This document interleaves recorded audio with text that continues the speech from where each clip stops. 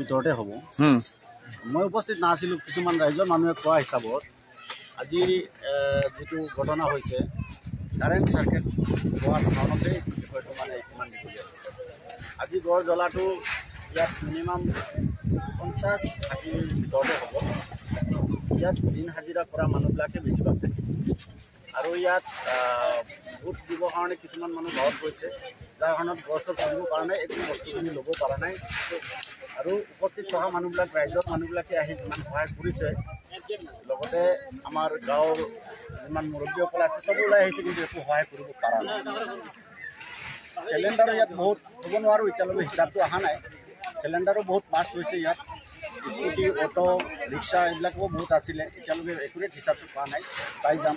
আৰু মানুহ অলপ মই শুনা হিচাপত এজন বা দুজন লৈ গৈছে 25-50 সেইটো এতিয়ালৈকে আমাৰ উপস্থিত হোৱা নাই, আহিলে গম পাম কেনেকৈ। কিমান মানুহৰ ঘৰ আছিলে? 50-60 মানুহ। 50-60 মানুহ একুৰেট হ'ব। আৰু এনে আপোনাৰ সা সম্পত্তি কিমান হ'ব পাৰে? বেছিও হ'ব পাৰে, কমো হ'ব পাৰে, ক'ব পৰা নাই সা সম্পত্তি কিমান হ'ব। আৰু আমাৰ বাইদেউটি উপস্থিত আছিলে, বাইদেউ কওকচোন আজি ঘটনাটো পুৰা বিষয়ে। আজি ইয়াতে এনেকুৱা ঘটনা এটা হৈছে, মুখান বি স্পটিটো থকা নাই, সি ওলাই দেখি কিনে মুখান বি আহি কিনে চাই পেলাই আহিলোঁ। ঘৰটো চুলি আছে, একো কৰিব পৰা নাই। আৰু আমি খান ইফালে ফায়াৰ ব্ৰিগেড আহি কিনে পুছি দিয়ে, অলপ ঘৰটো বাচিছে হ'লে ইয়াতে আমি খান 60 হাউচ লাগিছে, চব ঘৰ একটা সামান ওলাব পৰা নাই, চব জ্বলাই কিনে খতম হৈ গৈছে। জ্বলাৰ ওপৰতে আৰু এইটো আউটো ড্ৰাইভাৰ খান লাগিছে আৰু স্কুটি আৰু মটৰ চাইকেল এইটোখান বি থাকিছে, তাইখান লগাবি চব চলি যাইছে। কেলে মানে তাইখান ইয়াতে ভোট দিবৰ কাৰণে পুষ্টি যাই কিনে আছে, তো ভোট দি কিনে তাইখান যাটো এতিয়া তাক আহি কিনে পঞ্চা নাই, এইটো বাৰ তাইখান লা সামান বি একটা বি ওলাব পৰা নাই আৰু ইয়াতে একটা সামান বি ওলাবলৈ চান্সই পোৱা নাই। মানুহ গুচি বুলি জাগাই থকা নাই, সামান ওলাবলৈতো কথাই নাই। এতিয়া মাইকী বাচ্চাখান ইয়াতে বেছি টুকুৰা থাকি আছে। আমি খান আসাম গভৰ্ণমেণ্ট চাইড পৰা মৰম পৰা অলপ আমি হেংগি পুষ্টি দি চাই কিনে মুটো ফুৰি দিলে বেছি খুচি পাব। আমি ইয়াতে বৰ লেংৰি ব্লক 1 গড় জ্বলা জেগাটো, এইটো কাৰণে আমি খান ইয়াতে বেছি টুকি আছে। আপুনি পাৰিলেতো আমি হেংগি মুটো ফুৰিবি না, আপুনি চব মানুহ খান বেছি টকি আছে, যিটো ক'ত ঘুমাব কেনেকৈ খাব এইটো লগা ভাৱনা দি আছে। আৰু একটা মানুহ চুকুম হৈছে, তাই লগা ঘৰটো এফালে লাজ পালি থাকিছে, তাই ভিতৰে থাকিছে, জুই ওলাই দেখি কিনে তাই ওলাই কিনে অহা টাইম দি তাইৰ লগত জুইত লাগি কিনে তাই লগা মুখ আৰু হাতখন জ্বলিছে। পুলিচ আহিছে, কুটকুটিলা পুলিচ আহি কিনে তাইক ট্ৰিটমেণ্ট বনি লৈ যাই কিনে আছে। হ'লে এতিয়া খবৰ আহিছে তাই এতিয়া ঠিকে আছে, ইমান হেল্থটো ঠিকে আছে, একো টেনশ্যন নলবি, ভাল আছে কৈ না খবৰটো আহিছে। হ'লে তাইলা মুখ কাণ হাত কাণ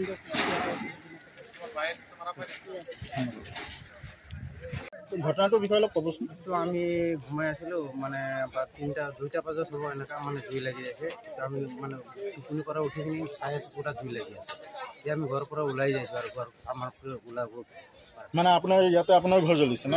তো আপোনাৰ নামটো কি আছিলে? মহম্মদ জাফৰ। আপোনাৰ কিমান সম্পত্তি গৈছে? 30,000 নিচিনা আপোনাৰ হ'ব।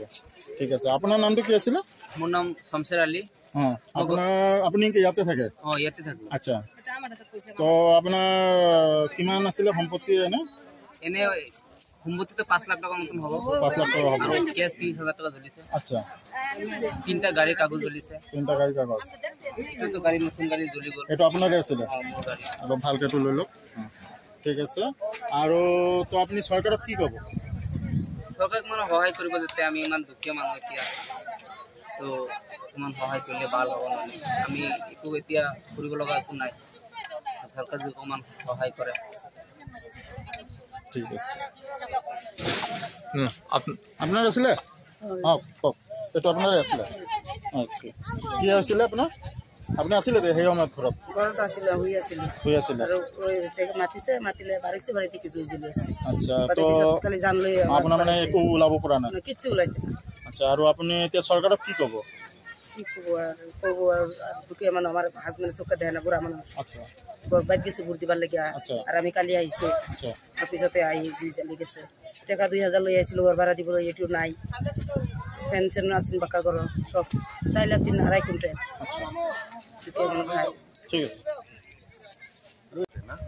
এটা দুটাৰ ভিতৰতে বম ফুটা নিচিনা ব্ৰাষ্ট হয়তো আমি আহি পেলাই চাওঁ যে এইটো মন্দিৰৰ বেক চাইড কলনীটো জুই লাগি আছে।